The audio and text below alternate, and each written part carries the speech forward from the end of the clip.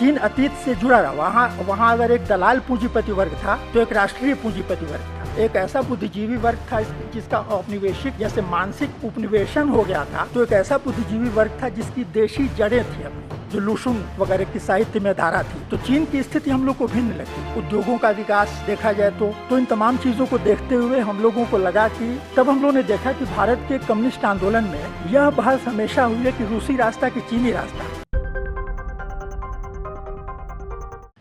यह विषय एक हम लोगों के लिए जीवंत और ज्वलंत विषय है इन अर्थों में कि आज की परिस्थितियां जो चुनौती पेश कर रही हैं कम्युनिस्ट आंदोलन के सामने, यह कहना कोई अतिशयोक्ति नहीं होगी कि वो उनका सार्थक ढंग से उन चुनौतियों का मुकाबला नहीं कर पा रही है।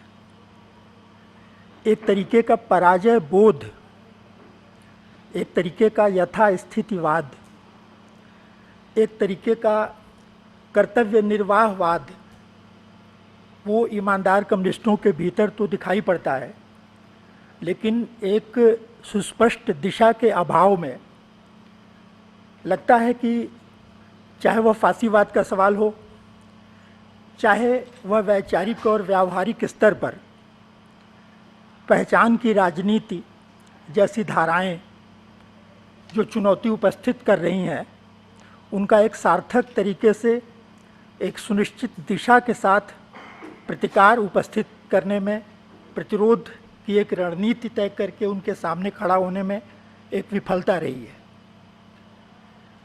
अब आमतौर पर अनुभव संगत तरीके से कम्युनिस्ट मूवमेंट या किसी आंदोलन की विफलता पर आम नागरिक कभी जब अनुभव संगत तरीके से बात करते हैं तो इतिहास की कुछ घटनाओं, कुछ व्यक्तियों की नकारात्मक भूमिका और कुछ इत्तेफाक की भूमिका, इन चीज़ों पर समेट दिया जाता है। लेकिन अगर सही तरीके से इसकी पड़ताल की जाए, अगर हर चीज़ के कारण कार्य संबंध को, हर चीज़ के तर्क को पकड़ने की कोशिश की जाए, तो हमें इतिहास की यात्रा करने की ज़रूरत होती है। इतिहास की यात्रा इतिहास के एक जड़ स्थैतिक चित्र को सामने उपस्थित करना नहीं होता है।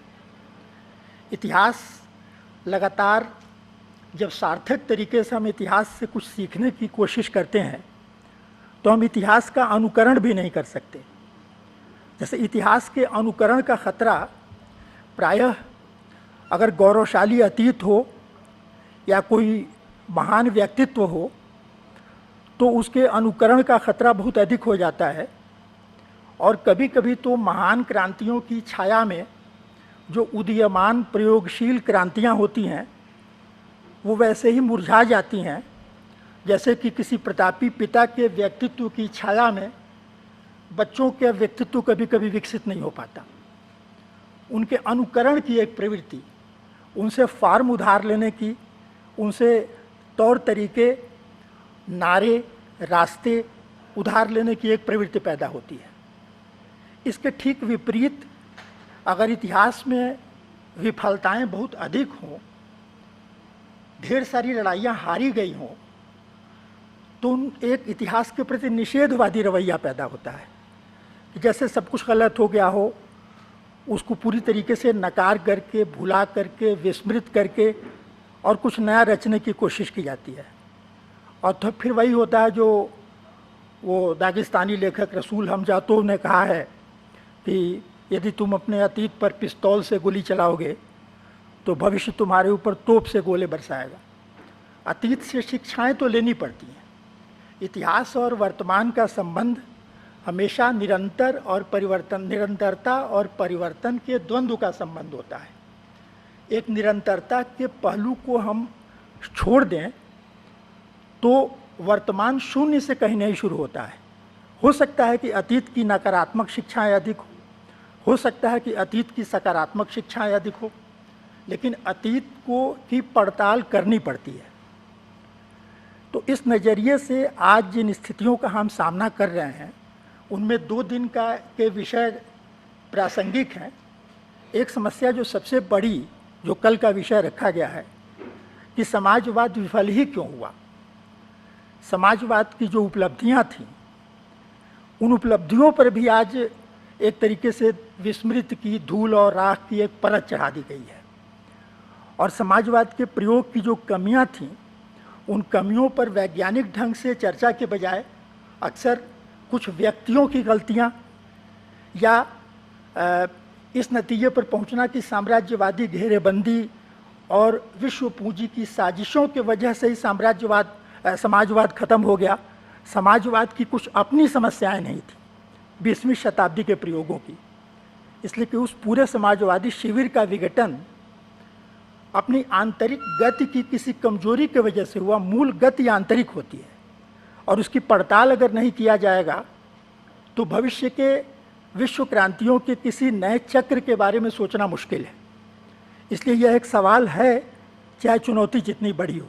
आज जब पूंजी की शक्तियाँ इतने अंधे, बर्बर और निरंकुश रूप में सामने खड़ी हों, वैश्विक स्तर पर भी चुनौती बन करके और भारत के स्तर पर भी, यहाँ पूंजीवादी लोकतंत्र का जो स्पेस है वो छींचता सिकुड़ता हुआ वहाँ पहुँचा है जहाँ तक कि भारतीय संविधान के लागू होने के बाद से कभी नहीं पहुँचा था। और सत्ता पर एकदम पॉपुलिस्ट नारे देखते हुए वे शक्तियाँ बैठी हैं जो शक्तियाँ अपने जन्म काल से लेकर के लंबे समय तक हाशिए पर पड़ी हुई थी और पिछले 27 सालों में उन्हें इतनी तेज़ी से प्रसार किया है। और यही वे 27 साल हैं जो 27 साल नौ उदारवाद के 27 साल हैं, 90 के बाद के वर्ष। तो ये दो सवाल ये जगह से जाकर के जुड़ता है, दो जगह से हमें कुछ सूत्र, कुछ सोचने के नुक्ते इसमें मिलेंगे। एक कि वैश्विक परिप्रेक्ष्य में अक्टूबर क्रांति की सेंटेनरी को मनाने की सार्थकता यह हो सकती है कि हम दुनिया में 20वीं शताब्दी की जितनी क्रांतियाँ हुईं, अक्टूबर क्रांति जिसका एक प्रस्थान बिंदु था, उसके बाद कुछ अधूरी क्रांतियाँ, जर्मनी, ग्रीस, हंगरी, उसके तुरंत बाद उसके बाद राष्ट्रीय मुक्ति युद्धों का एक सिलसिला, चीन, कोरिया, वियतनाम, लाओस, कंपूचिया आदि देशों की क्रांतियाँ, अफ्रीका में गिनी बिसाऊ, अमिलकर कबराल से लेकर के जो क्रांतियाँ हुई आगे, लैटिन अमेरिका में जो संघर्ष हुए, जो मार्क्सवाद का वहाँ प्रभाव गया, वहाँ से लेकर के और बाद में जो प्रयोग हुए जिनको लेकर के बहुत विवाद हैं कि वो क्रांतियाँ तो हैं लेकिन क्या वो समाजवाद की बुनियादी समस्याओं को हल करने वाली क्रांतियाँ हैं या जैसे कि यूगो चावेज वेनेजुएला की क्रांति। इन क्रांतियों की एक समस्या है कि ये रेडिकल, ये रेवोल्यूशंस थे, लेकिन क्या ये रेवोल्यूशन समाजवाद की समस्याओं को हल करके समाजवादी संक्रमण के उन बुनियादी प्रश्नों को हल करने का पोटेंशियल रखते थे या रखते हैं। तो 20वीं शताब्दी के क्रांतियों के अनुभव। दूसरा भारत का, और भारत इसलिए नहीं कि हम सिर्फ इसलिए नहीं कि हम लोग भारत में बैठे हैं, भारत दुनिया का दूसरा सबसे अधिक आबादी वाला और जो तीसरी दुनिया के देश कहलाते हैं उनमें सर्वाधिक विकसित उत्पादक शक्तियों वाले देशों की जो कतार बनती है उन कतारों में शामिल है। तो एक महत्वपूर्ण, इसलिए भी महत्वपूर्ण है कि भारत में क्रांतिकारी आंदोलन की, क्रांति कम्युनिस्ट आंदोलन की शुरुआत उन अक्टूबर क्रांति के तुरंत बाद हुई थी और कई महत्वपूर्ण मंजिलें आईं। उन महत्वपूर्ण मंजिलों पर तेभागा, जिसमें ख़ास तौर पर नौसेना विद्रोह, तेभागा, तेलंगाना, पुनप्रा, वायलार का जो 5 साल का दौर था, 46 से 50 तक का। उसके बाद नक्सलबाड़ी उभार जिसने पूरी दुनिया का ध्यान खींचा था और वो खंड खंड में बिखर गया। आज कम से कम उस धारा से निकले हुए छोटे बड़े 40 और उसमें से महत्वपूर्ण 15 संगठन इस पूरे देश के अलग अलग हिस्सों में सक्रिय है। एकता का हर प्रयास पिछले करीब करीब 71 से लेकर के आज तक के दौर में हर एकता डबल फूटों को जन्म देती है। तो इसके कारण इत्तेफाक नहीं हो सकते हैं, इसके कारण पेरिफेरल, परिधिगत नहीं हो सकते हैं, इसके कारण कुछ व्यावहारिक स्थितियों का या व्यक्तियों की भूमिका में नहीं तलाशा जा सकता है, इसके कारण कहीं बुनियादी हैं। तो कम्युनिस्ट मूवमेंट के पूरे अतीत के अवलोकन का यह सवाल हम लोग के सामने पिछले तकरीबन 4 दशक का सवाल रहा है। इस पर कहा जाए कि गंभीरता से ध्यान देने के लिए हम लोगों ने 3 मुद्दे चुने थे 77-78 में। एक मुद्दा था वही समाजवाद की समस्याएं, इसलिए कि 78 का वह समय था, वह भी एक पस्ती का दौर था आंदोलन में, जबकि चीन में बाजार समाजवाद का नारा पहली बार दिया गया था। तो दुनिया में तो बाजार समाजवाद जब अपनी परिणतियों को प्राप्त हो गया, तब लोगों ने समझा कि चीन कहाँ पहुँच गया है। लेकिन अगर सैद्धांतिक तौर पर देखा जाए तो 78 का समय था जबकि काफ़ी हद तक चीज़ें दिशा स्पष्ट हो गई थी।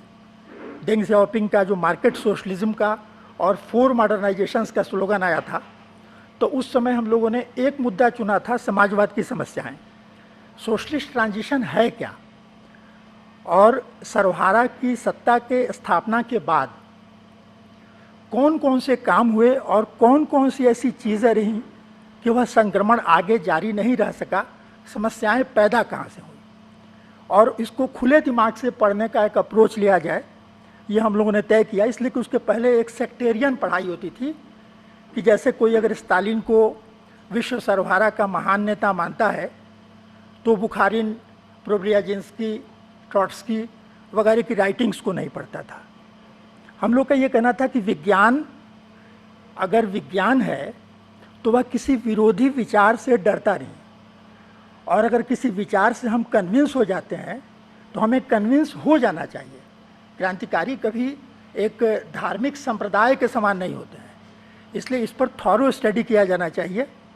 एक विषय यह था। दूसरा विषय था, हम लोगों के सवाल उठ चुके थे कि चीन का रास्ता हमारा रास्ता, ये जो नारा है चीनी क्रांति जैसा, तो उसमें बहुत सारी अनुभव संगत तरीके से हम लोग को भिन्नताएं समझ में आ रही थी। चीनी समाज जिसमें क्रांति हुई वो प्री कॉलोनियल स्टेज में था, जिस स्टेज में भारत कहा जाए कि 19वीं शताब्दी के प्रारंभ में था, कार्नवालिस के सेटलमेंट के पहले था, जब कई कंपनियों के डायरेक्ट इनडायरेक्ट कंट्रोल के रीजन में पूरा देश बटा हुआ था। फिर पूरा देश एक औपनिवेशिक सत्ता के मातहत आ गया कमोबेश।